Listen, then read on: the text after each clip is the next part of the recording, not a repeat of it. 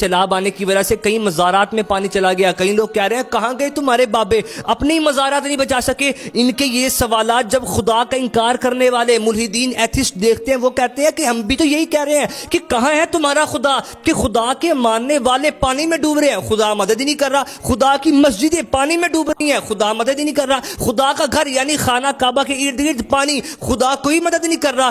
اللہ کے بندو تمہیں پتہ ہی نہیں تمہارے ایمان پہ کس طرح حملے کیے جا رہے ہیں. مجھ سے ایک یونیورسٹی کے اسٹوڈنٹ نے سوال کیا کہ منیب بھائی کس طرح پتا چلے کہ ہمارا کوئی خدا ہے, ہمارا جو دین ہے یہی دین اصل ہے, کس طرح لوگوں کے ایمان پر حملہ کیا جا رہا ہے. اگر خدا کی طرف سے کوئی آزمائش آئی ہے نا تو رب کی طرف سے اتنا ہی بڑا اجر بھی ہمیں ملے گا. رہ گئی بات ولیوں کی کرامتوں کی, تو اللہ کے اولیاء کی کرامات کا مطلقاً انکار کرنا یہ تو کفر ہے. قرآن پاک پڑھو آپ, سورہ نمل آیت نمبر 38. سلیمان علیہ السلام کے وزیر اتنا بڑا تخت, اتنے میلوں دور کا سفر پلک جھپکنے میں طے کر لیا. کس طرح کیا؟ یہی تو اللہ کا دیا ہوا اختیار ہے کہ رب چاہے جسے اختیار دے, رب چاہے جس سے اختیار لے لے.